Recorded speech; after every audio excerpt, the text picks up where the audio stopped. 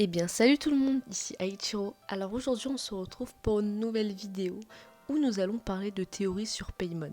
Paimon, comme vous le savez, c'est la petite créature volante qui nous suit partout depuis notre arrivée que nous avons pêché dans l'eau. Bien sans plus tarder, c'est parti.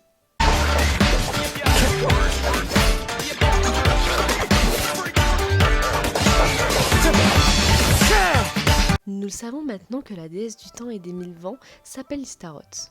Elle est l'une des 4 ombres des lumières créées par Phanès et l'amie de Venti qui a veillé sur Mondstadt à ses côtés pendant très longtemps. Est-ce que Paimon est cette déesse du temps ? Dans le menu, Paimon nous donne accès à une fonctionnalité qui est celle de passer le temps. Le temps est un pouvoir qui est propre à la divinité du temps, c'est donc un très gros indice. Pourtant, ce n'est quand même pas logique vis-à-vis de la relation amicale entre Venti et Istaroth. Si Paimon est Istaroth, pourquoi elle et Venti ne se sont donc pas reconnus ?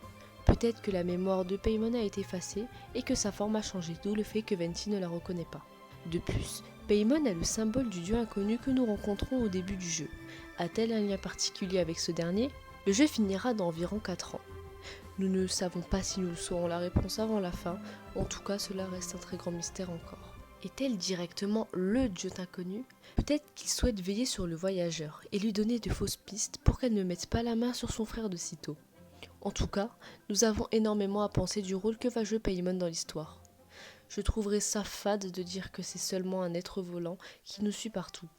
J'espère ne pas être déçu de la vérité lorsqu'elle éclatera. J'ai parlé plutôt des 4 ombres de Phanès. Paimon est peut-être l'une des 3 ombres restantes. Ces 4 ombres ont, semblerait-il, servi à Phanès pour la création du monde. L'une d'entre elles est d'ailleurs mentionnée dans Avant le soleil et la lune. En utilisant une de ces ombres, l'originel créa les oiseaux, les créatures terrestres et les poissons. Mais ces ombres ne sont pas mentionnées comme étant sacrifiées et mortes, puisque lors de l'arrivée du second, elles se sont battues aux côtés de Phanès. Les prières des humains devinrent des chants funèbres, mais ceux-ci ne parvinrent jamais aux oreilles de l'originel et aux 3 ombres de lumière. On ne peut pas vraiment dire qu'Istaroth faisait partie de ces 3 ombres, puisqu'elle est la seule qui entendait la détresse de Byakuya-Koku.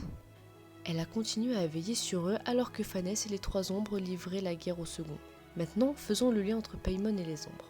Celestia semble être dans le ciel de Teyvat depuis l'arrivée de Phanès. Paimon porte des vêtements qui rendent hommage à Celestia. C'est l'unique lien possible à faire entre eux. Du moins, jusqu'à ce que l'on lise Rêve brisé et Forêt de bambous au clair de lune. Il y a très longtemps de cela, Teyvat était pourvu de 3 lunes. Ces 3 lunes avaient chacune un nom, Aria, Sandria et Carmen. Ce ne sont que des légendes, mais ce sont elles qui garantissent le cycle lunaire dans le ciel de Teyvat. Hélas, un jour alors qu'une calamité s'abattit sur les hommes, les 3 lunes se retrouvèrent les unes contre les autres. Elles périrent toutes les 3, ne laissant que le cadavre pâle de l'une d'elles, qui brille de sa lumière pâle dans le ciel sombre de Teyvat. Et c'est pour cela qu'aujourd'hui, il n'y a plus de cycle lunaire. Là où je veux en venir, c'est qu'il est possible que la séparation des 3 sœurs a pu survenir à cause du second. Elles sont au nombre de 3, comme les 3 ombres restantes aux côtés de Phanès. Leur disparition n'est pas mentionnée dans la collection de Byakuya-Koku, mais on nous dit qu'elles existaient bien avant l'arrivée de Zhongli. Celui-ci a plus de 6000 ans. Dans Forêt de bambous au clair de lune et Rêve brisé.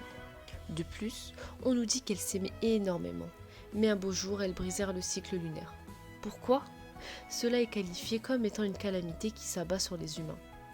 Alors, soit la même calamité qui est la période de la destruction de Caedria, mais dans ce cas cet événement remonte à 500 ans, et c'est beaucoup trop récent.